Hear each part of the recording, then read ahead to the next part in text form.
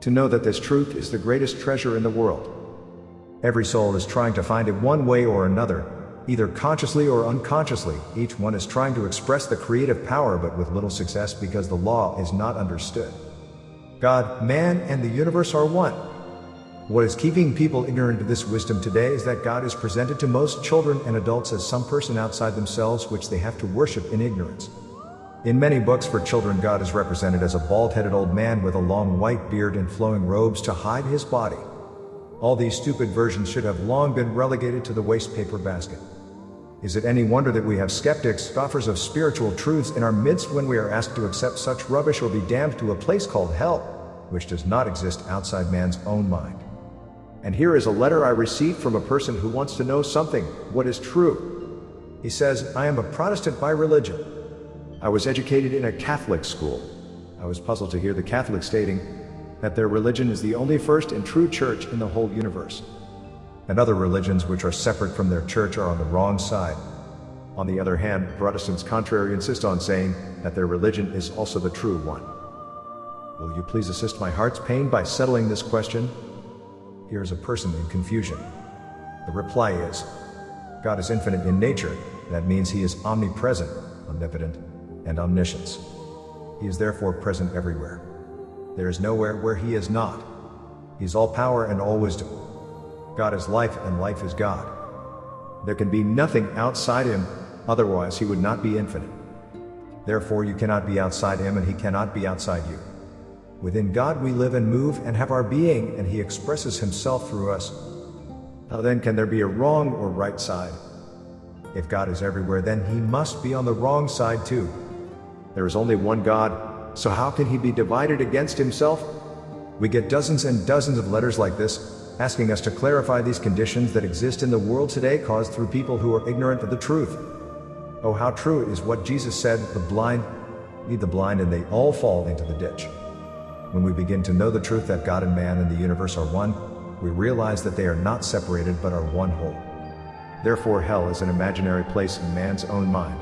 But as there can be no place where God is not present always, we see that these stupid statements are made by ignorant minds who have not the ability to think, so they perpetuate a lot of nonsense which the unthinking accept as true. The blind lead the blind and they all fall into the ditch, as Jesus already told us.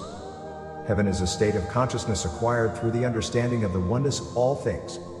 God, man, and the universe being one, the universe gives rise to the individual, and the individual that understands gives expression to the universal. Heaven is a state of consciousness that is aware of wholeness, oneness, where separation does not exist. The unity of God and man is one and the same. For it cannot be otherwise, God being infinite in nature. It was this wisdom that the ancients knew and practiced. It was the same wisdom that Jesus gave expression to. This wisdom can also be yours, and there is not anything that can compare with it. It is more precious than all the rubies and fine gold, the prophet tells us, and when we have it, we know that it is so. And when this wisdom is yours, because you shall find it. As James says, whoever seeks wisdom, if he prays, then he shall receive it. But he must pray a certain way, because the double-minded creature need not think he get anything from the Lord. And the double-minded creature is the individual who is living in opposites and in duality. Extraordinary but true, how simple is the truth. It is terribly simple. Jesus said, thy faith hath made thee whole. Wholeness was already established. Wholeness does not have to be, it is now. Your wholeness is now, he said, your faith has made thee whole. At the moment when she touched the garment of Jesus, there was nothing in her mind. It had been cleansed and clarified. There was nothing but the faith that she touched his garment, she would be whole. There was nothing else in her mind. Nothing to counter it. No belief or doubt in her mind. There was just that complete faith. And she made her way through the crowd. She pushed herself through the many people that were surrounding him until she reached the very garment, because she knew that she touched the garment, she would be healed. And instantly the healing took place. The wholeness that is established now is complete in itself. It does not have to be. You do not have to create it. It is now established, now at this very moment. It is so. Jesus said, thy faith hath made thee whole. That was the simplicity of the teachings of Jesus. Is the simplicity of the truth in your life that was spoken to. You are whole, now at this moment. Therefore, if you pray in your conditioning, you pray amiss, but if you pray in faith, knowing that wholeness is, then your faith shall make you whole. But if you pray with your tongue in your cheek, believing in your trouble, you are living in duality. You are thinking of health and ill health. You are thinking as the ordinary people do in faith and fear. Fear on one side and faith on the other. You fear your trouble, and you have still an inkling, a small particle of faith that God will heal you. Therefore you will fall by the wayside. It is like the seed that falls in the rocks and does not produce anything, or the seed that falls on the ground and the birds take it up and pick it away.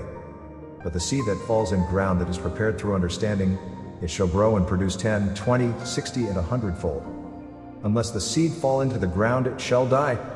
Unless the seed falls into the ground and becomes part of the creative principle of life, it shall die in itself. But if it falls into the ground and it then takes root, it shall grow and produce its kind, 60, 100-fold. So it is with you at this very moment. Wholeness is the completeness. Wholeness is everything. It is your now wholeness, completeness. You do not have to be, you are now, at this very moment.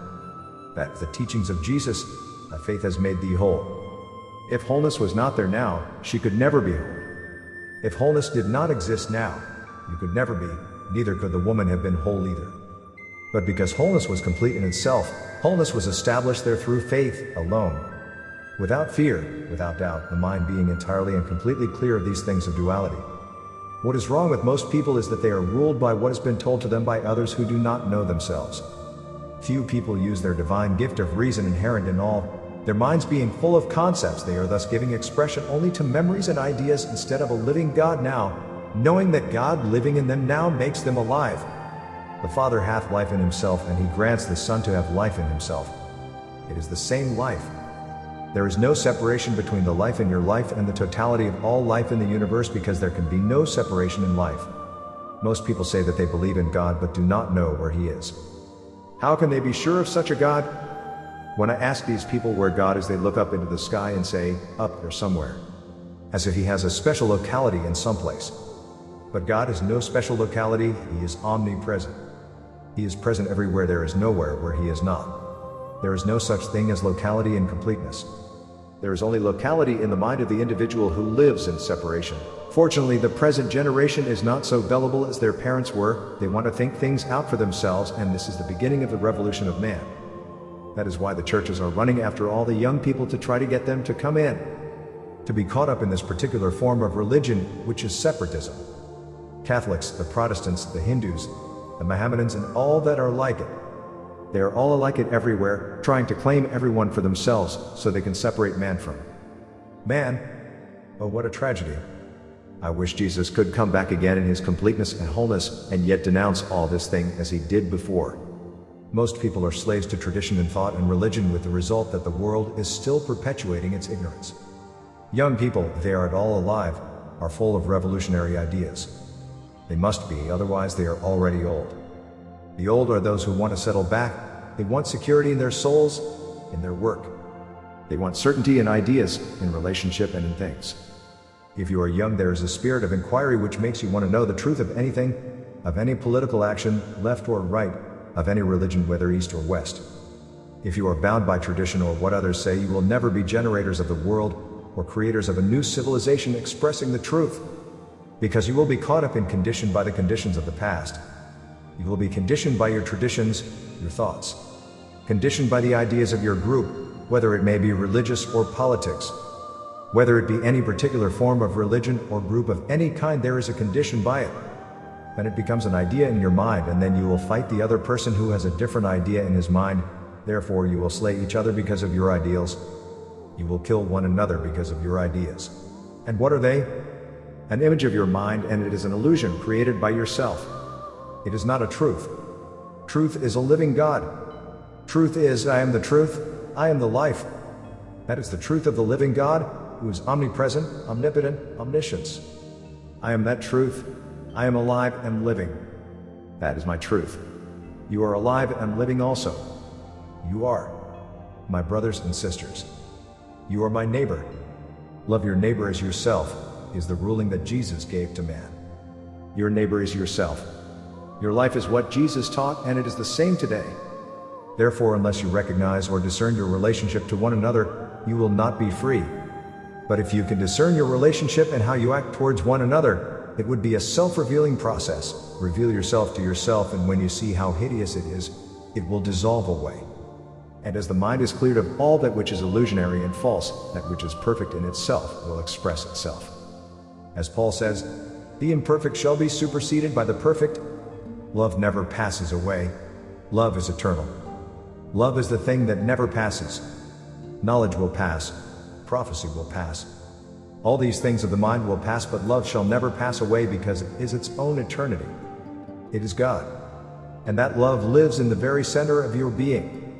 And when you clarify the mind and clear away these things that are hindering the expression of it, it blooms forth like a beautiful flower in expression to itself. What is essential for old and young is to live fully and completely. To live fully and completely, there must be freedom, which is not the acceptance of any authority. There can be freedom only when there is virtue. But virtue is not imitation, virtue is not ethics. Virtue is creativeness. Creative living comes only through freedom, which itself is virtue. Virtue cannot be cultivated, and that which is cultivated is not virtue, nor does it come through practice. Virtue comes through freedom, and freedom comes through understanding. Maturity does not come with age, maturity comes with understanding. There can be no understanding when we seek an ideal. There can only be understanding when we inquire ardently. When you lose the desire to inquire, then you are old, even if you are young in years. Merely passing examinations is not education. Any fool can pass examinations. It only requires a certain type of mind. But to earnestly inquire, to search out life, to understand the whole basis of existence, requires a keen, alert mind, a mind that is pliable. Not a mind that is caught up and condensed with concepts and beliefs, but a mind that is pliable. And it is a most difficult thing to get a mind that is pliable. The mind that is forced to conform becomes impliable, and thus the whole of our society is based upon compulsion. Through compulsion there can be no understanding, however subtle that compulsion may be. Wisdom creates confidence and extraordinary pliability of mind, and this is not for the exclusive few. All can acquire it through understanding conformity, understanding tradition, through deep inquiry. This will lead to love and affection. So when we understand all these things, conformity, what it is, how it comes about, and understanding tradition and what it is and how it comes about, then through deep inquiry will lead to that which is eternal and ever-present, love and affection. You do not create love. You do not create affection. It is an established foundation of the whole universe. It is the opening of the soul to God through inquiry, deep inquiry. Not opening your soul to God with your tongue in your cheek, seeing evil all the time. Because if you see evil in others, you must see it in yourself. You cannot see it outside yourself. Because ever you see and feel and think must be in yourself and not outside yourself. You cannot think out there or think out there. You cannot see evil there. What you see is vibrations. What you think and hear are vibrations. Enter into your mind. Your mind then creates the image of what it is through your own experiences, and then you create in your own mind the evil you see, so therefore you are evil. You cannot be otherwise, can you? You sees evil as evil. When you love someone, there is neither high nor low, there is no difference, there is just love and affection.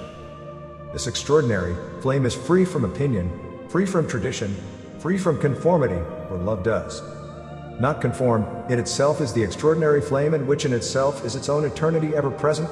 Love is not a memory or an idea. It is not a concept, but a living expression of itself. That is ever releasing, ever giving, ever harmonious. Never possessive, never angry, never affected, never conditioned. What beautiful love. Have you ever loved anybody like that? Think, you can only love like that when you have arrived there yourself, not before. A lot of old people will say, I have had experience, but the trouble is they cannot keep their eyes off it, so they turn around and walk back through life instead of going forward. Is the world not suffering today from chills, fevers, panics, and booms, wars and rumors of wars? The world has a temperature. It is up and down like the waves of the sea. What is wrong with the world is that which is wrong with man himself, for he is the world. You must go to the mountaintop and view things from above. By our insight, our divine reason, we will see our own mistakes. We will see that we ourselves are the cause of world chills, panics, booms, wars, etc. Is it not so that our conferences all end in naught because we have not discovered the causes within ourselves? We must stop groaning about the miserable state of the world and act individually and collectively in our relationship to one another as sons of God. When we operate upon this law, our troubles and worries will change into opportunities for true creativeness and creative living. The road ahead will no longer be clouded in mist, for the creative power will manifest its own divine nature when man realizes that God, man, and the universe are one. When this is understood, we can say in our hearts with confidence, "Lead, kindly light, amidst the encircling gloom. Lead thou me on. I do not want to see step enough for me. Lead thou me on." Then the consciousness of the individual mind will be one with the creative consciousness of the universe. Here alone lies the spirit of power, the creative power in man. He who has ears to hear, let him hear. Is not wisdom calling, knowledge raising her voice? On the high ground and by the roadside, in the streets she takes her stand, by the gateways opening to the city, at the entries, she is crying out, "O men, I am calling to you, my appeal is to all men. O heedless souls, learn insight, O foolish folk, learn sense. Listen, I have a mighty message, my lips open with right words. I utter what is true, false lips I loathe. All I say is honest, and nothing is false and wrong. Is all plain to a man of sense and true for those who are intelligent. Choose instruction rather than silver, and knowledge rather than rare gold, for wisdom is better than riches, no treasure is equal to her." Benediction. O Divine Mother, thou lovest all thy children, and each is my brother and sister.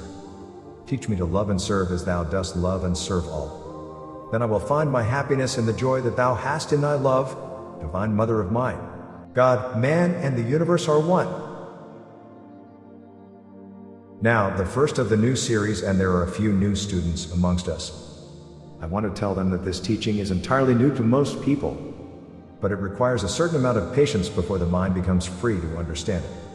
You see, the method I use is to try and take all ideas, images, and beliefs away from the mind. Beliefs in reality, ideas of reality, sensations of reality, because these things are in the mind, they are not reality. They are not the real thing. You are living in an illusion by doing so. Now if I take away all these things and ideas and images from your mind, and then I try to give you another idea which is better than that one, no matter how great that idea may be, you are still caught up in the same prison. It's still an idea and you still do not know the truth. But the truth is, it does not have to be. You do not have to create an idea of it or an image of it, because it is. It is the livingness of yourself. Therefore it is necessary to cleanse the mind of all the things that are hindering the expression of that which is. Therefore divine reasoning is the means through which we reach the point where we must go beyond divine reasoning into that which is greater, into that which in itself is eternal and ever-present. Even divine reasoning is of the mind. Divine reasoning, the greatest thing that man can do as far as his mind is concerned, yet this goes beyond divine reason because it goes beyond mind. What we reason in the mind is in the mind. We create images and ideas according to an idea. The idea in the mind is a nucleus from which our thoughts move outwards, and we build up from that idea. But that is not truth. Let me tell you this, it is not truth. Now when I am teaching you, what I do then is try and eliminate all the limitations, all the things that are hindering truth, ideas, images, and beliefs, to show you what they are so that you can discern them for yourselves and know them for what they are, and they will fall away and you will know they are not truth. And immediately you know that they are not truth, and truth reveals itself to you because it is ever present. You do not have to create it, it is. But you create ideas about it, therefore it is relative, it is limited, it has no power of its own. Therefore think now clearly of what I am teaching you as a way that the masters teach, at least the great masters teach, so that it enables the student to eliminate from his mind all things that are hindering the expression of that which really is. And Jesus said, I of myself am nothing, it is the Spirit of the Father within me that doeth these things. But if you just read those words and make an idea of those words in your mind, or imagine Jesus saying them, it is of no value to you. They must live in you. They must be alive in you just as they were alive in Jesus. And that is the truth, there can be no other truth. To take his words and make a mantra of them or say them without understanding is useless. Therefore, if you have an idea or you pray to your God while you are still caught up in your ideas and your images, you are conditioned with them. You are only bringing your prayer into your conditioned state. Therefore, your prayers are idolatry. They are illusionary. True prayer is an understanding that God, man, and the universe are one, and there is no separation. And you enter in, as Jesus said, into the closet. That is, into your very inner being, and therein there the Almighty is, and with him you commune. But you do not commune with him as something apart from yourselves, but knowing that he and you are one. And whatever you open yourselves to, eliminating all these conditions and all the conditioning that you have created by yourself, If you then discern this conditioning totally, it will fall away from you, and then you will know that which is eternal and ever-present and is your livingness. My livingness and your livingness. I am alive and living. That is God. There can be nothing else, God being infinite in nature. Therefore enter into divine reason.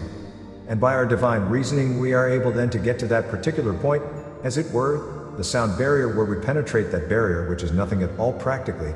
I often liken it to a piece of tissue paper where you push your fingers through. But everybody comes to that piece of tissue paper and they still remain on this side. Because why?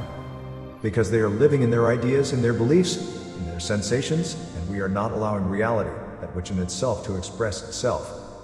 I want to show you clearly that if you have an idea of reality, it is not reality. I am talking to you in relative terms. I am speaking to you in words.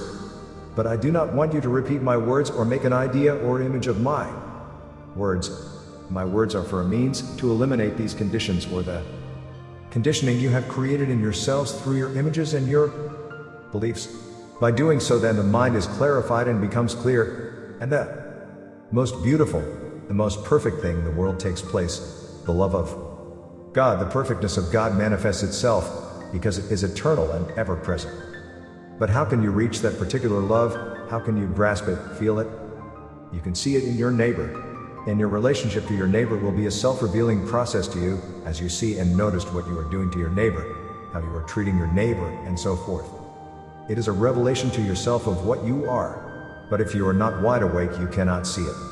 It requires then awareness of your action, thought, feeling, reaction, so that thought, feeling, reaction, you can discern it and understand it.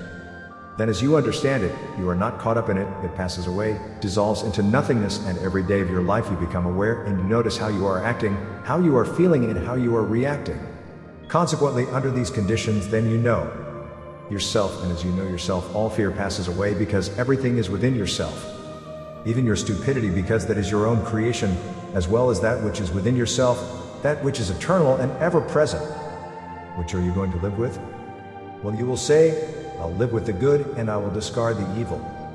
But if you live with the good, you will still have evil, because good and evil are relative terms. But if you get rid of the good, you will get rid of the evil too. For the whole truth is that good and evil are relative terms that belong to the tree that grows in man's mind. You cannot say that God is good because he is evil. There is no duality in God. Therefore you must get rid of this duality, these opposites of good and evil, of fear and faith, ill health and health, and all these things that have opposites, because if you have one, you have the other. If you have good, you have evil. If you have health, you have ill health. If you have success, you have failure. But there is no such thing in God. There is no such thing. That belongs to man's mind. There are ideals, beliefs in man's mind. I am showing you now what is necessary to get rid of. I want you to get rid of all the opposites, all the duality, so that which is ever present in itself, eternal and everlasting, will manifest itself in you. It is difficult for a student to begin with to accomplish this, because you are looking for the good and trying to run away from the evil. But I tell you, this, Jesus said, resist not, knowing perfectly well that it has no power of its own. It is the I that when single manifests the beauty and the glory of the Christ within. Therefore the peace that comes with that is beyond understanding. This is the first lesson of this series, and I want it to remain the basis of what I will say afterwards, even if it may be somewhat in the relative plane. The great latent hidden desire in every soul is to give expression to that infinite creative power from within. This desire is often clouded with ignorance, because few know how to give expression to this mighty power that is latent within all, not knowing that God, man, and the universe are one. God, man, and the universe are one. They cannot be separated in any way whatsoever. There is no separation in the infinite mind. There is no outside it. But this must not be an idea, for an idea is of the mind and is not truth. Therefore, although it is divine reasoning, we have to get beyond that divine reasoning and know the truth. There is this so-called barrier that is the mind of the individual. Now, because you are always thinking in your mind, if you are caught up in your thinking, how can you know the thinker? If you are caught up in your creation, how can you know the creator? If you are caught up in the relative, how can you understand that which is real? If you are caught up in your mind, how can you understand that which is beyond your mind? How can you know that which is beyond your mind? Not that you will ever understand what it is or know what it is, but you will know that it is. And it is this great mighty completeness that comes to the being when you know that you are. You do not have to be. You do not have to be something. You are now. You do not become something. You are now. Because God is. God is now. If you are not now, you will never be. Tomorrow never comes. Becoming is always going away from reality. Being is real, Eddie. Now the failure with most people to accomplish this all-important and essential thing is because they look to some power that is separate from themselves, not realizing that the creative power is the life force within, which has the power to direct the intelligence which is behind all things in heaven and on earth. Life alone having consciousness is the consciousness in man. Life having intelligence or knowing how is released only when the consciousness in man becomes aware of the truth that God, man, and the universe are one and not separate. Not a belief. A belief that is true is just an idea in your mind. Therefore I say to you this thing, and you take it away and you believe it is true. But if I tell you this, I do not want you to accept what I say to you. I want you to get to think about it until such time it becomes your own truth. I want you to think about it, not accept what I say, otherwise I am not teaching you at all. In fact, I cannot teach you the truth, but all I can do is to teach you what is not truth, so that you will find the truth yourself. And you will find it if you follow these instructions, because they are the instructions of the masters who have taught me, the great master Jesus himself, the methods as he taught his own disciples. Therefore it is the only way which you can find the truth. And you must find it yourselves. I cannot find it for you, because if I find it for you, it will be just another idea in your mind of what truth is. Therefore it would be useless to you. The law of life is that full recognition must be given to it, and it alone as the creativeness in man.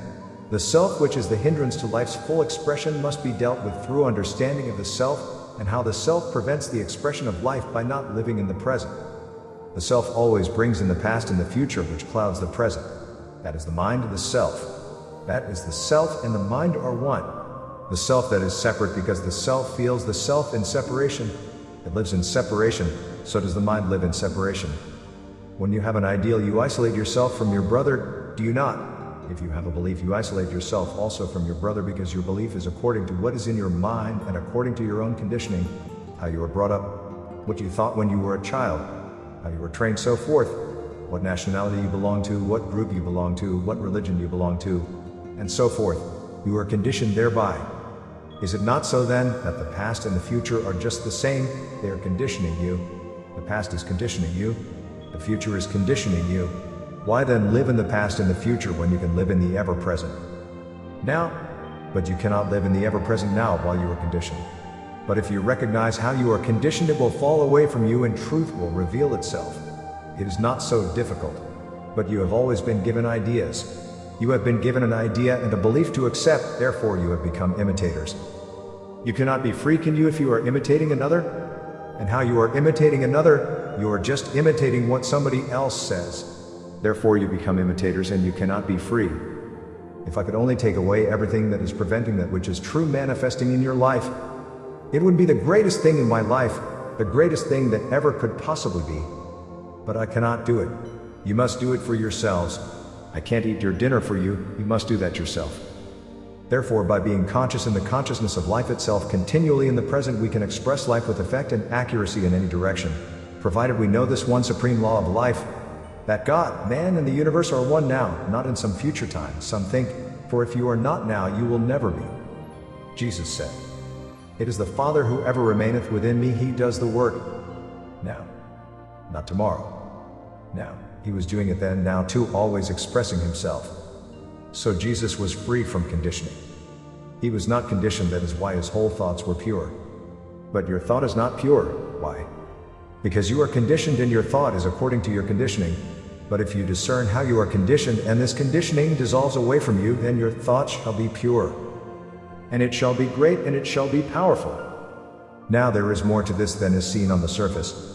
If we look at the feats of the Master, we see the conscious direction of a power that is miraculous, yet it is not miraculous when we understand the laws pertaining to the expression of the life Jesus called the Father, for he lived in that life always in the present. The life Jesus called the Father was the life that he was himself, and could not be an idea or a memory. Because if the life which was in himself was just an idea in his mind or a memory of an idea or a belief, he could not perform the feats that he did. But he was ever present in that life, and that life was ever present in him. Therefore it was true enough and easy enough for the Master, who was completely unconditioned in any way whatsoever, to allow the life of God to manifest any way he pleased, because he was the Father. When you have seen me, you have seen the Father. Know ye not I am in the Father, and the Father is in me? What do you mean by saying, show me the Father? Don't you know that I am in the Father, and the Father is in me? When you have seen me, you have seen the Father. These words that I speak are not of my own accord. It is the Father who ever remains within me. It is he who is performing his own deeds. Jesus said, I am the life, the Father and I are one. This could not be a product of mind, but an actual consciousness of life itself. It was life. Now, do not make an idea of it or make an idea of his sayings in your mind, because listening or hearing Jesus or hearing me saying those things means nothing to you at all. They must become alive and living in yourselves. Therefore God, man, and the universe are one and the same. It was this that Jesus understood perfectly. When he saw the imperfection in man, he knew that man himself was the cause. Because there could be no imperfection in God, man was living in duality. Even when man saw the good, it was associated with evil. Because he only could see good if he saw evil, and he could only see evil if he saw good. Therefore he was caught up in duality. There existed in the East great sages thousands of years ago who founded a great school of wisdom. It was known as the wisdom of the ancients. The great sages of Persia, the Magi, were a branch of this great school. At the same time, there was a branch in ancient Egypt known as the great therapeutics of ancient Egypt. These schools were founded by the great sages, and their work was secret and sacred. They had contact with great sages who had passed from the earth, and these sages revealed the truth that God, man, and the universe were one, and this included the practical application of God's creative power in man, and all the legends tell us of the wondrous works done with this understanding. The pyramids of Egypt, the separating of the water on the Red Sea, Jesus calming the storm, the loaves and the fishes, the walking on the water, and so forth, were all the expression of the realization of the truth that came through this wonderful teaching. These schools existed for many years before and after Jesus came. They became extinct as dogmatic religion came into force, and history tells us how many of the books and records of these schools were burnt by order of King Constantine. Nevertheless, the truth, still intact, was kept alive in the Himalayas, away from the ignorant minds that would try to destroy it, because they thought that organized religion, which was really antagonistic to one another, was the truth. It was all in the mind. But you see, these great sages knew differently. They knew it was not of the mind. The mind was a vehicle through which the truth would manifest. But one had to reach the stage where the mind could be searched with freedom, without condemnation, without identification. And their true realization of the truth became an established fact of the masters. And by that immediate expression of the truth, it became an actuality, a living expression, as it was in Jesus. Jesus, of course, went to the Himalayas. He went to Persia, to the Magi. He went to ancient Egypt and to the schools there that showed him the great truth. But even then he became a greater master than all the rest put together, because he saw beyond even that which was limited in itself. And with him there was no limitation, and as he said, all power is granted unto me in heaven and on earth. It was not a saying to him, but a complete realization of the truth of his own livingness, the power that God and he and the universe were one. Therefore he became the greatest living master since time began, and still remains the greatest living master, alive and living still.